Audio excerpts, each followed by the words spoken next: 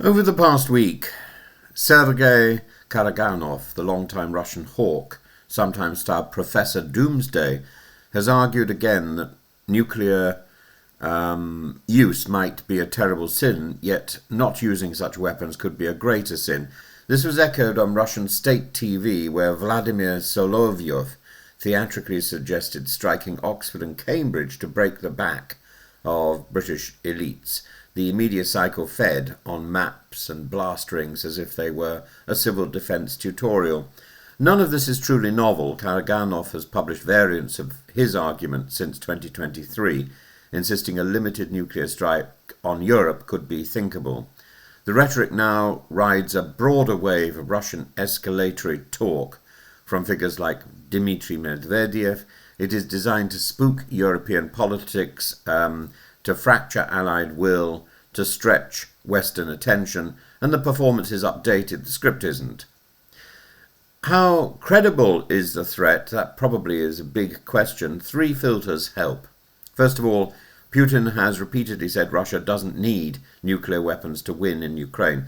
Moscow's doctrine is elastic, but official lines still avoid promising first use against NATO without extreme triggers. Karaganov speaks to camera, not to the general staff.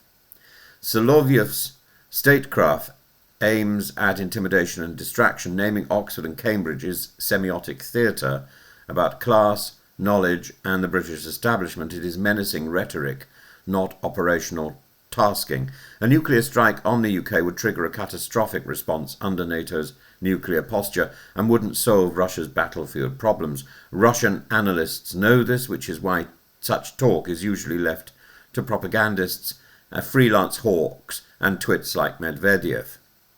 Britain's deterrent rests on continuous at sea deterrence. Since April 1969, at least one Royal Navy SSBN has been at sea at all times with Trident ready to respond. Its purpose is to preserve peace, prevent coercion, and deter aggression. That quiet continuity matters more than any TV rant. In July 2025, London and Paris issued the Northwood Declaration, reinforcing nuclear coordination while maintaining national control. Alongside Lancaster House 2, this tightened both nuclear and conventional cooperation. The signal to Moscow was plain: extreme threats to Europe would meet a united response. Deterrence is not only about submarines, it's also about early warning and space resilience. The UK is investing in counter-laser sensors for satellites, with UK Space Command highlighting rising hostile activity. RAF Flyingdales continue round-the-clock missile warning and space surveillance. They're unglamorous, vital layers that reduce surprise and steady decision-making. Three overlapping motives explain why these threats are being pressed now.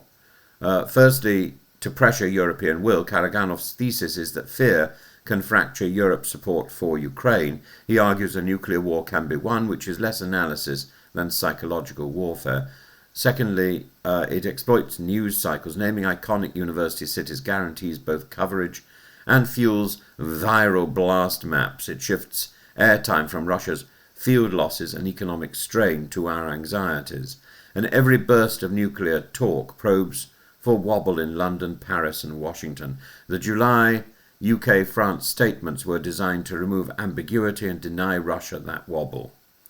Karaganov's framing ties to invert morality, recasting restraint as sin.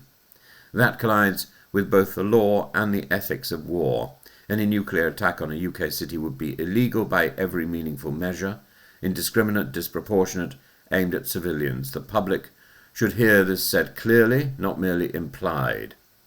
It's reasonable for governments to refresh guidance on mass casualty response, communications, sheltering, and rapid medical surge. Doing so is not an admission of panic, it's standard prudence in a world where Russia also harasses in space, jams satellites, runs cyber campaigns. The better prepared a society, the less value such threats hold. So what should ministers say at this point? Well, two sentences suffice. First, the UK and France have aligned their nuclear message and will answer any extreme threat together while retaining national control. Second, Britain's submarine deterrent is continuous, survivable and credible. and our space and early warning posture hardens every year. That is the end of the matter. Solovius' fantasy about erasing Oxford and Cambridge is theatre. Karaganov's syllogism about sin is sophistry. The strategic reality is stubborn. A nuclear strike on the UK would invite national ruin for Russia, not victory. Deterrence holds because Britain keeps quiet vessels at sea, aligns with France, and modernises warning and space protection. Our task is to keep supporting Ukraine, keep nerves steady, and refuse to let televised nihilism set any agenda.